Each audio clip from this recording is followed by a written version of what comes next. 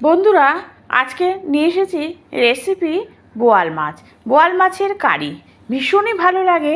এই বোয়াল মাছ খেতে বোয়াল মাছ বিভিন্নভাবে হয়। একবার এই রেসিপিটা অবশ্যই তোমরা করে দেখো। ভীষণই সুস্বাদু একটা রেসিপি রেডি হয়ে যায় ভাতের সাথে খাওয়ার জন্য। হাই ফ্রেন্ডস, ইনস্টা রান্নাঘর থেকে সোমা বলছি। আশা করি বন্ধুরা তোমরা সবাই ভালো আছো।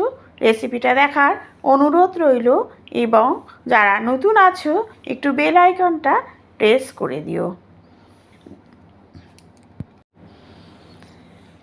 আর রেসিপিটার জন্য নিয়েছি হচ্ছে বোয়াল মাছ 4টে, আর তার সাথে আলু, পটল, আর নিয়েছি কাঁচা লঙ্কা, পেঁয়াজ, রসুন, আদা, আর নিয়েছি হচ্ছে ধনেপাতা। দেখতে থাকো কিভাবে রেসিপিটা আমি রেডি করছি। প্রথমে কিন্তু কড়াইতে তেল বসিয়ে দিলাম, তারপরে মাছটা নুন আর হলুদ দিয়ে মাখিয়ে নেব। খুব ভালো করে মাখিয়ে নেব নুন হলুদ মাখিয়ে নিয়ে কিন্তু তারপরে আমি দেখতে থাকো খুব ভালো করে কিন্তু নুন হলুদ মাখিয়ে নেবে, কারণ এই মাছ ভাজার সময় কিন্তু তেল ছিটে আসে। সেই জন্য তেলটা যখন গরম করছি তখন কিন্তু তারপরে আমি নুনটা দিয়ে দেব। নুন দিলে কিন্তু খুবই সেফটি থাকে, কোনো কিছু কিন্তু ছিটে আসার ভয় থাকে না।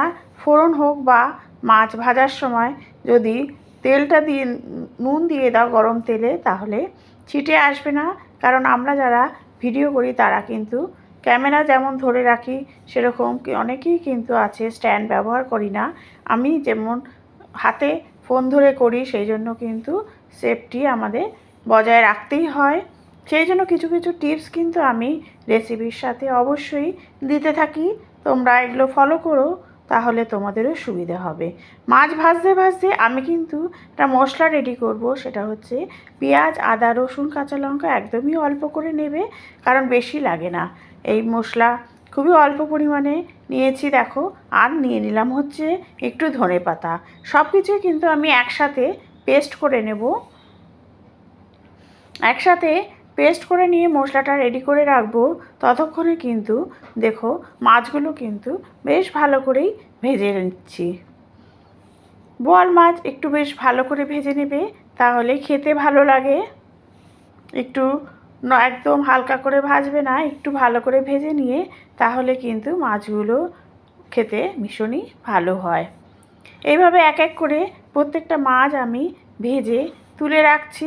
ততক্ষণে কিন্তু আলু পটলটাও কেটে নিয়েছি। আলু পটলটা দেখতেই পারলে ধুয়ে নিলাম ভালো করে।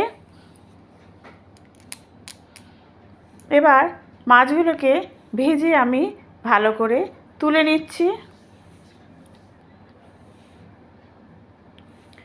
তেলের মধ্যে দিয়ে দেবো হচ্ছে আলু আর পটলটা।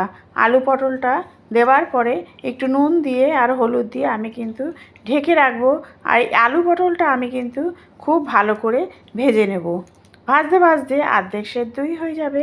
দেখো কতটা ভালো করে ভেজেছি। এবার কিন্তু আমি এক এক করে কী দিতে থাকবো দেখতে থাকো। দিয়ে দিলাম ওই পেস্টটা দেওয়ার পরে কিন্তু মশলাটা আমি বেশ কিছুক্ষণ কষিয়ে নেব, যতক্ষণ না তেল বেরিয়ে আসছে। দেখো তেল কিন্তু হালকা করে বেরিয়ে এসেছে। এই সময় আমি দিচ্ছি একটু শুকনো লঙ্কার গুঁড়ো, একটু নুন, হলুদ, আর তার সাথে জিরে আর ধনের গুঁড়ো দিয়ে একটু চিনি দিয়ে দিলাম। চিনিটা কিন্তু অবশ্যই মাস্ট। মাছের এই কারিগুলোতে কিন্তু যদি চিনি দাও তাহলে টেস্টটা ব্যালেন্স হয়, খুবই ভালো লাগে। দিয়ে দেখো মশলাটা যখন একদমই কড়াইয়ের থেকে ছেড়ে ছেড়ে আসবে তখন ভাববে যে মশলাটা কষানো হয়ে গেছে। এই সময় কিন্তু আমি বেশ দেখো অনেকক্ষণ ধরে কষিয়ে নিয়েছি।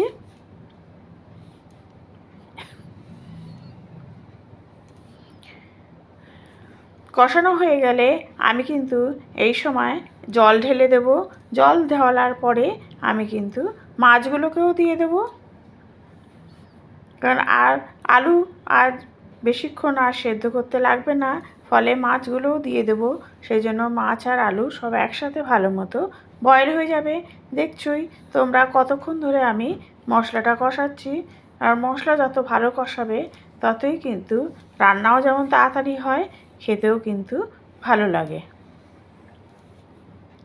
শেষ।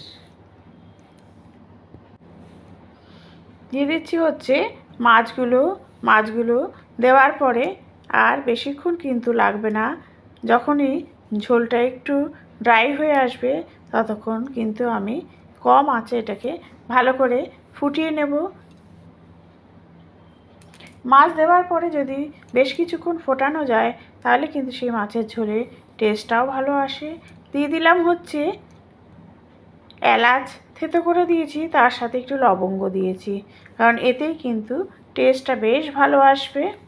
দুটোই কিন্তু আমি থেতো করে দিয়েছি, এলাচও যেমন দিয়েছি, লবঙ্গও কিন্তু থেতো করে দিয়েছি। দেখো কতটা সুন্দর টেক্সচার এসছে, খেতেও কিন্তু খুবই ভালো লাগে। অবশ্যই তোমরা বোয়াল মাছ একবার এইভাবে করে দেখো, খুবই ভালো লাগবে গরম গরম ভাতের সাথে। আর যারা পাশে আছো অসংখ্য ধন্যবাদ তাদেরকে। Thank you.